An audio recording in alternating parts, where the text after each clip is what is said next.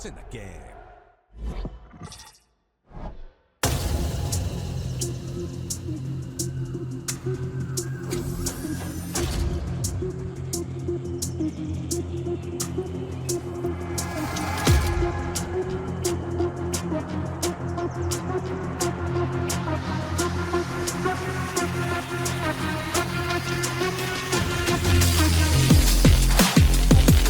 Final game of the pre-season, and well, let's just say Tottenham may regret winning the Europa League, because tonight they take on the juggernaut that is Paris Saint Germain in the UEFA Super Cup.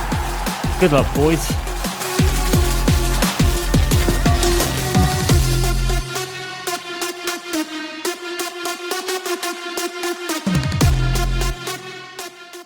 So here we are then, the final pre-season game before we do it for real next week with our coverage of Newcastle United versus Aston Villa at Villa Park. Here tonight is the second of the Cup pre-season double, and it is usually it's the tale of two European titans, as the Champions League winners, Paris Saint Germain in this case, take on Tottenham Hotspur in the Europa League case. But this probably on paper would be a mismatch. No disrespect to Spurs, but this Paris Saint Germain's side, much as expected, is pretty stacked. The one positive thing that Spurs could take from this is obviously the loss of Gigi Donnarumma, who was signed by Manchester City earlier in this post or pre-season kind of dealings and somewhat festivities when it comes to tournaments and such. Gigi Donnarumma in all of it was signed by Pep Guardiola, and obviously with the replacement of Ederson incoming, as he is off to Fenerbahce, and of course with another two keepers on their books in Stefan Ortega, it probably means that City, very much as expected, are still pretty stacked. But Gigi Donnarumma is still going to be a massive miss for Paris Saint-Germain, but it is all the expected names, with the exception of Barcola, as Luis Enrique has put him on the bench tonight. Well, it is a tale of David versus Goliath here. Paris Saint-Germain probably expected to win comfortably. But let's be fair here, Spurs really aren't a team to be discounted. But they won the Europa League. That is certainly a fact in itself. But a lot of questions because of all the changes to the UEFA Champions League and Europa League formats and the way it works now. Questions are whether Spurs really just benefited from the new format. And a lot of this is to really do with a man who's no longer the head coach. And Postecoglou, of course, was dropped in favour of Thomas Frank, formerly now, I believe, of Brentford, now giving Spurs a new lease of life. And, of course, it is almost a bit of a new era going at Spurs. Son Heung-min is, of course, not here anymore. And Dominic Solanke makes a start with that kind of in mind. So both these teams with new eras and something to prove and something to build on from this game. It's almost a perfect kind of opportunity for these new eras to really show what they could mean for the rest of the season. Spurs have it all to do. 16th in the Premier League last season, their lowest finish ever. And it was pretty much, in terms of the Premier League, pretty much an unmitigated disaster. It was only really kind of saved as Marquinhos gets in the way of his centre-back partner there. I think it was Pacho. And I think there was a question of a hand used there, but to be honest, I think it would have been very harshly given Marquinhos was in a very unnatural position with a collision with his teammate. With a bit of a mix-up there. But Spurs have something to prove here, because, of course, it was only really salvaged, as we say, by the three promoted clubs that probably did much worse than them, to be honest. And they could have been in a bit of a relegation dogfight with Manchester United, had that not been the case. That would have been some fun. And obviously that's the other kind of question, let's say. We know that the Manchester United side that came out was, well, in my opinion, one of the weakest Manchester United sides to ever be assembled. Of course, they were pretty much transitioned from Erik ten Hag to Ruben Almiron, who's been rather stubborn in not really changing his philosophy or his format, which is really his prerogative to do. But his players don't really fit the system, and it's really showed over the course of the year for them as well. You talk about Spurs and how kind of underwhelming their year is. I think for Manchester United, and this is a supporter's opinion, it's probably much worse, to be fair. Because at least with Ange Postecoglou, he gave Spurs something, their first trophy ever in their long, illustrious history. Maybe not illustrious in terms of maybe trophy numbers, but certainly they are one of those old school teams, as it were. And, well, Ange Postecoglou delivered on his promise of a trophy in his second season, but the Premier League was a totally different story. And like we said, now with the changes to the UEFA Cup formats, none of the, say, surprise big hitters that are somehow eliminated for the Champions League, because there would be some back in the old days, really dropped out anymore. The Europa League is basically the same as the Champions League, and there is no Champions League elimination teams in there. So Spurs, you could probably argue, probably had an easier ride to it, because it was there were some big hitters in there, but certainly big hitters that really could Spurs, you probably could say, could handle in a matter of speaking. So, and of course with Manchester United being, well, just absolutely nowhere, really. That is the question, but it is a trophy, it is a delivery, and you've got to be in it to win it. Despite the circumstances, there will be questions, and, well, let's say if Spurs do put in a rather respectable performance tonight, which they should do, regardless of the scoreline, I think we say that more as just they obviously not really expected to win here with the stacked team that Paris Saint Germain is. Money, club infrastructure, ownership, everything about Paris Saint Germain is top dollar, and nothing less than a win will ever suffice in this part of France. Paris Saint Germain, a huge club and a huge kind of dynasty in the world of France, multiple league-earned titles and other trophies too, including the Champions League last season, of course. Nothing less than a win will ever do. And that's a good save by Schivler off Dominic Solanke. And what a big day it is for him tonight. First real action in a Paris Saint-Germain shirt, taking over from big, huge clubs to fill in Gigi Donnarumma. And that's a very good early save for him and for his confidence, as he comes into a very much a pressure cooker situation in a squad that has to win no matter what.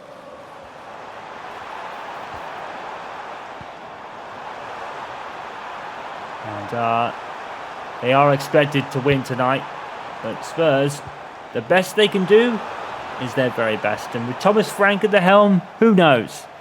Thomas Frank, very capable in his own right. It's been a bit of a disappointing kind of maybe attitude from Spurs fans, or some of them if you've been on the radio. The likes of TalkSport, we had that one Spurs fan that rung in criticising Thomas Frank, calling him to be dropped. Let's be honest, the season hasn't even started yet.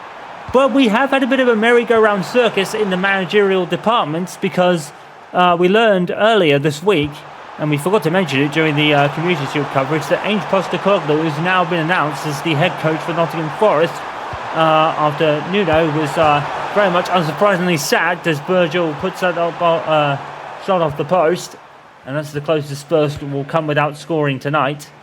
But of course, Nuno was sacked and relieved of his duties at Nottingham Forest. In comes Ange Postecoglou, and we know the scathing criticism that Nuno gave the ownership, I think it was, to a degree, and was relieved of his duties for it. And, well, that proves you can't really criticise those at the top. You could pay with your job, and Nuno has. So, it's a new era at Nottingham Forest. Postecoglou certainly, he's a trophy winner now. You can't dispute that, so they've definitely landed a good ticket, but Spurs fans will tell you that Ange Postecoglou's football was not of the most exciting variety. Yeah, that criticism of Thomas Frank I found rather humorous, considering this isn't even started yet, and he's already been criticised for his job. It's just the way football is these days, isn't it? The fans, you could say maybe Spurs fans have a lot more, I'd say, expectancy now. They are trophy winners. They can finally tick that off their list after so many years of going without. But lay off Thomas Frank a little bit. The guy's barely started, and he will come good. And I think he was formerly of Brentford, and they'll tell you that he was superb. And he was. And he is, we should say. He was superb for Brentford. That's where was comes from. And he will make it right at Spurs. And there is a lot to make right at Spurs. It's not going to be a one-season fix. Thomas Frank, hopefully, is a plan from David Levi of the long haul, really. Because they've moved on from Ange Postecoglou. They've come off one of their worst, if not their worst, Premier League season of all time. There's a lot to do here. And Thomas Frank is very much a man to do it, in my opinion. If he can make a club like Brentford work, he can make it work anywhere. Very much how I believe Eddie Howe. He can make it up at Newcastle, he can make it up almost anywhere. And of course, Eddie Howe now is a Carabao Cup winner. Pass that on. And we say that really because, of course, this season we're following Eddie Howe and the absolute, really kind of, how can we put this, very unfortunate pre-season for Newcastle United after losing Alexander Isak in the pre-season. But it's all been put behind them now. They didn't win the Champions Cup pre-season trophy, but they certainly put in some very good performances, even though in the games they lost between Barcelona and Bayern Munich. You probably would have expected Newcastle to lose on a normal day in that kind of scenario anyway, so they were good losses. We mention them because, of course, next week it all begins again in the Premier League, and Newcastle United is our team for this season. Eddie Howe and his new squad, let's say, thanks to the selling of Alexander Isak for £125 million, and it has allowed Eddie Howe to go on to recruitment run without having to really worry about PSR and financial fair play rules, because they gave them a big kind of berth away from it. So it's given Eddie Howe some recruitment opportunities, and a new look Newcastle United squad, as you probably just saw there for a moment. The Premier League begins, and our coverage begins this season at Villa Park, where they will take on Aston Villa, of course. And Dembele with a shot there from Baccara, good save. Well, we've been talking about other things and the kind of circus, well, not circus, but merry-go-round that is the world of football, and it's not really like there either, because of course we learned earlier of this pre-season that Jurrien Timber has been sold by Arsenal in a very surprising move. Probably you could argue maybe to get some funds in for all the signings they've made, in names of Victor Gyökeres, and just to name one. Obviously, Nketiah is supposedly one of the latest to come in. That he'll probably be confirmed later. We've been hearing of a loan deal for him. And of course, Emerich Eze, as we reported this afternoon in our coverage of Liverpool and Crystal Palace in the Community Shield. Emerich Eze is very much expected to be an Arsenal player before the season starts. So they've lost Timber, and it could be a telling moment, but it's still a super team there at Arsenal, and I think it might be just a kind of means to probably get someone else in for Arsenal. I still think maybe they need one more signing, maybe in the midfield for cover, and certainly maybe let's say a lesser-known striker, but Mikel Arteta, it's starting to click now at Arsenal. It's starting to get players he wants, and I think now we have to say that this season has to be the year that Mikel Arteta delivers the Premier League and maybe an FA Cup at the very least, really, because he has finally got all the backing, and now he needs to deliver. And knowing Mikel Arteta, he certainly will. Well, here tonight, we've not really talked much about it because there's not a lot going on. It's been a 0-0 scoreline, in which case I think we have to give credit to Spurs, because keeping Paris Saint Germain out is no easy feat, and they've done very well at it so far. But we know Paris Saint Germain could come out and turn the screw at any time. And I have to say, as a debut game for Thomas Frank, this first half has gone very well for him. Paris Saint Germain 0, Spurs 0 at the break. Welcome back to the Stadium Village, and I probably got that completely wrong, for the UEFA Super Cup, the last of the pre-season games. And currently, at this very moment, it's very much a 0-0 scoreline. Paris Saint Germain have made a couple of substitutions. Saint Germain has come on, and Barcola has come on for Kulusevski as well. So, Kulusevski, I think it is.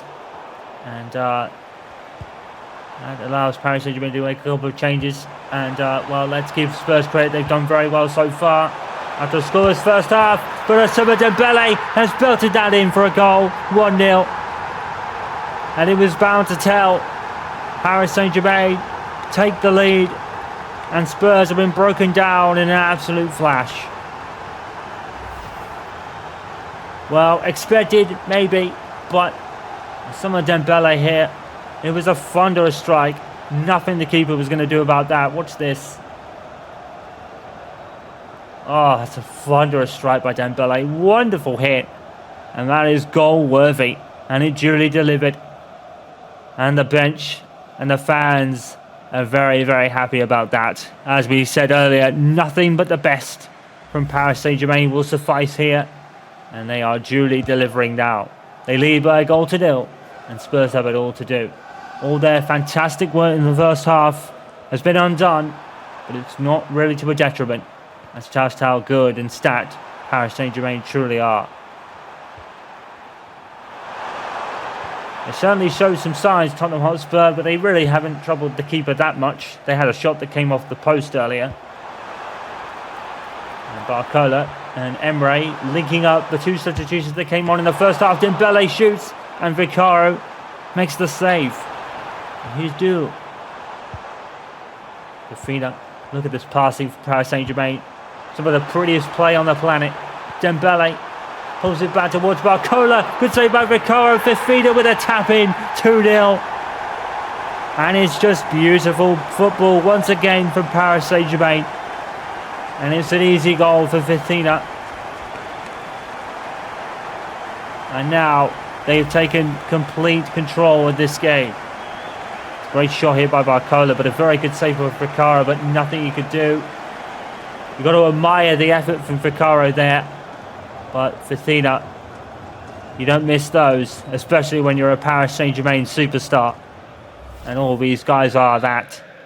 And they now lead by 2 goals to 0. And in the space of 5 minutes, Spurs have been broken down, sadly.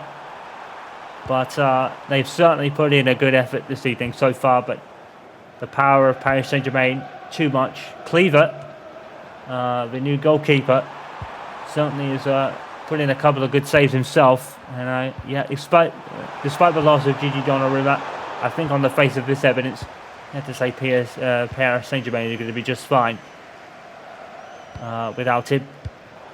Of course,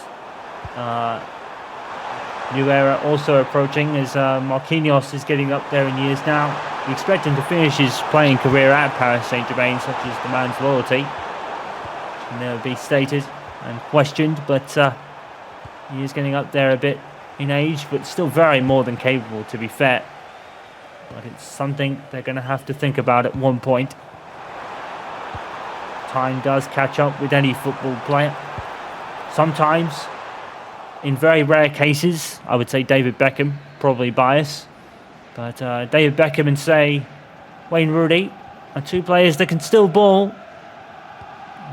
Just not as good as they used to, obviously, but I've seen David Beckham in those kind of legendary charity matches that Manchester United do. The man is a baller and he can still ping it in with the best of them.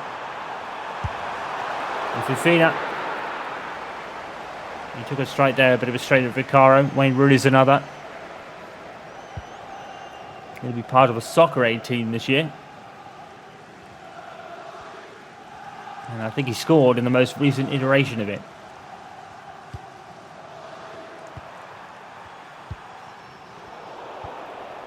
So Marquinhos, it's certainly not,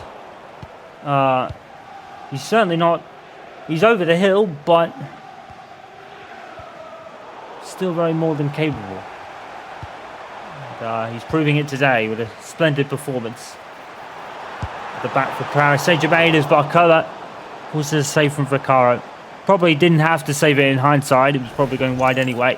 Rodrigo Bentancur's coming on for Burgeville.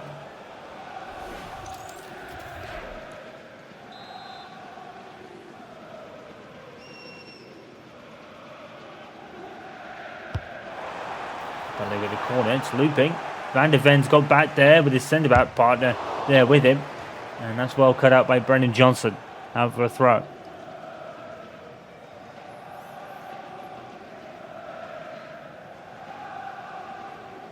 We said at the end of the first half that Paris Saint Germain always have the opportunity to move through the gears and turn the screw, and they certainly have.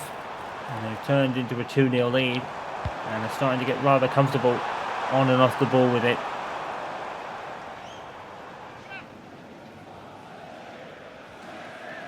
Well, Thomas Frank, as we said earlier, he'll get the good job done.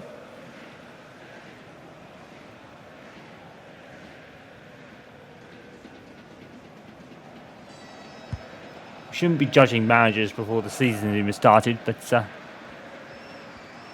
the football fan is very different from back in the day. I don't think that's more of a culture change than anything else, and I think it comes, to be fair, I think it does come with becoming Europa League winners. Spurs fans are still in dreamland about it, to be fair, not been trophy winners almost ever in their existence. And now they are. And that's probably where it comes from. I feel the sky's the limit. Once you get one, you feel the sky's the limit.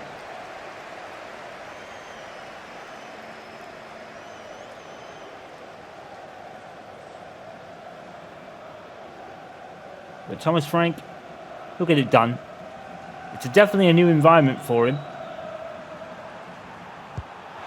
Not to say that Brentford is a weaker team than Spurs. Certainly wasn't the case last season in the Premier League. Very good side. We always like to root for the minnows, don't we? And I'll be doing that over the course of the season. I always kind of semi-root for the promoted clubs to do well. So that'll be Burnley. Maybe not Sunderland though. And that's no kind of ill feeling towards Sunderland. It's just that I'll be commentating over the Tyne-Wear derby this season as our coverage follows Newcastle. So you could probably understand why I kind of said it like that. That's going to be some game. We haven't had a Tyne-Wear derby in years, so that's going to be certainly a great occasion to be a part of. Certainly at St James's Park. Couple of substitutes warming up for Paris Saint Germain. Lee Kang-in's coming on, I think, as is Ramos, the striker. So they'll probably be missing for Dembele. Don't get that twisted. I certainly don't want Sunderland to be relegated. It'll only be for the 90 minutes in both Tyne-Wear derbies, I guess. I certainly don't want it to be relegated.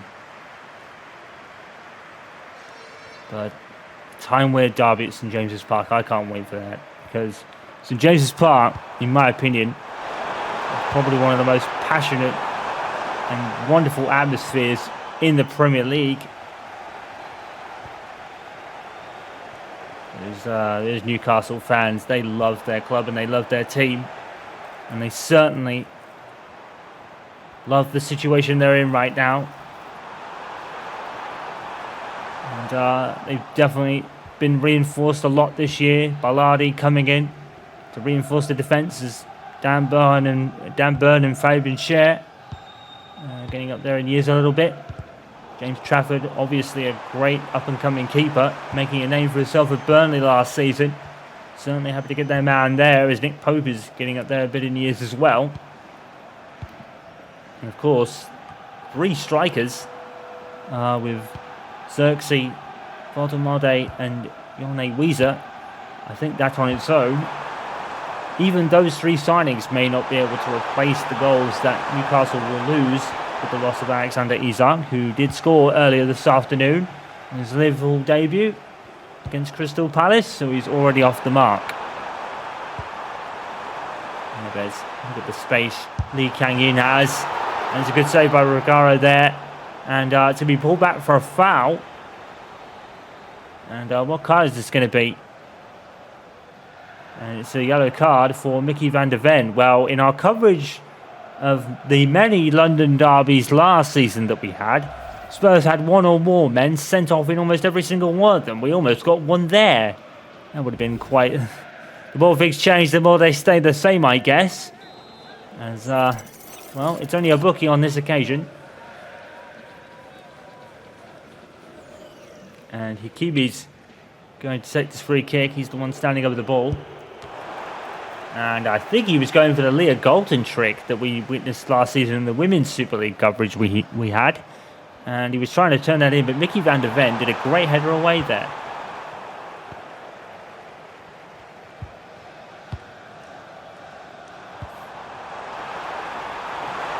Neves. Well, let's do some predictions then, because we are a week away from the start of the season as Fafina gets booked.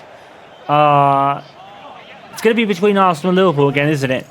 For the top of the Premier League. I would certainly say, on current evidence and what Mikel Arteta is building, I would certainly say less than a title is probably going to be a disappointment.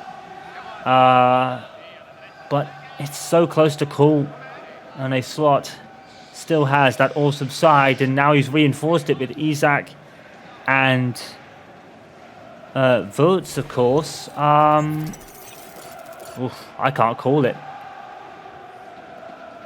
I'm hoping Newcastle are at least, I would say, maybe third or fourth. Manchester City, don't count them out either. They do still have Erling Haaland, so I think they'll be there as well. I think it's going to be between Liverpool and Arsenal again. I think I'm going to give the nod to Arsenal, and that's not really just because of the misses. I think it's just, I think they have the pieces now. You know, Eze coming in. They've lost Timber, obviously, but I don't think that'll be a huge loss. I think Mikel Arteta will make that up for that. And Calvori, well, he can play left back. He could probably play right back as well. So I'm going to give the nod to Arsenal. I think Arsenal will take it, and I think Liverpool will be second. I would like Newcastle United to be third at the very least, but I think it might go to Manchester City, and then Newcastle United. The supporter in me says Manchester United will be probably, I would say fifth was a good result, actually, considering where they are at the moment. I would like Brentford and Brighton to do well.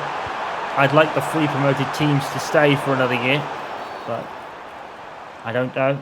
I don't know if they will. We'll really get a better picture after the first week, I think. But I hope Leeds United, Sunderland and Burnley, I hope they survive, I would say.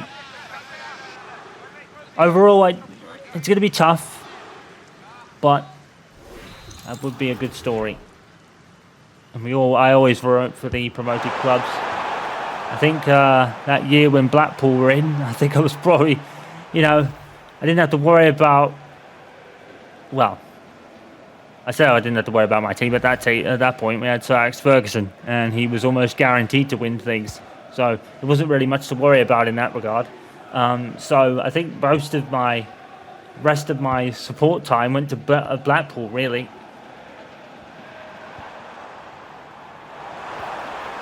Hope we see them again one day. Well, it's not been the route, and I think Thomas Frank can build on this. It's been a very respectable performance by Spurs, even though they'd lost the game. I mean, they've done a very good job, to be fair. They've certainly given Paris Saint Germain a couple of things to think about, but at the end of the day, Paris Saint Germain are just too good. And the class, well, not the class, but the golfing, the way the teams are stacked, I would say, probably really just told out. The form book was correct, I would probably say. That's a great pass back from Marquinhos, to be fair. Very well read indeed.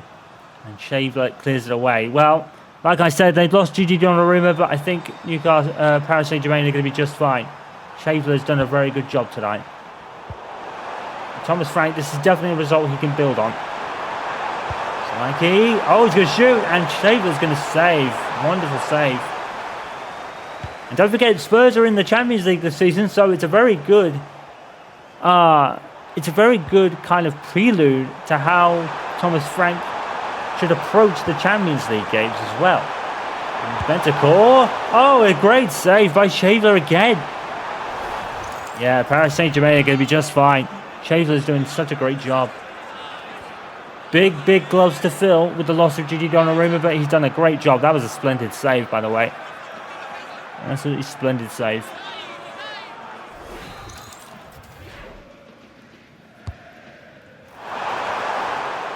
Archo and Kudus both went up for it, and it's ended up with Marquinhos. And that'll probably be the last action of the game. It certainly is. Well, the expected really happened. But I would give credit to Spurs. I think they put on a very good show tonight. They didn't really threaten Paris Saint-Germain that much, but I don't think that really matters. I think the fact is they put up a very good game against them and gave them some things to think about. And I think as a Spurs team, which is really in a transitional phase, I think that's the best they can do. So credit to Spurs tonight. Put on a decent game. Paris Saint-Germain, as expected, with the team and the owners and the structure and probably in some cases the money, although not really. All their assets come together for another trophy win because, as I said, nothing but first place suffices for Paris Saint-Germain and their fans, and they duly delivered once again tonight. We will see you next week at Villa Park as the Premier League kicks off between Aston Villa and Newcastle United. I've made my predictions. I'm probably terribly wrong, but one thing we can be sure of is that it's going to be a great season, and I hope you will join us. Tonight, Paris Saint-Germain did the expected, because they are always expected to win. They're the Super Cup winners, and we'll see you at Villa Park next week.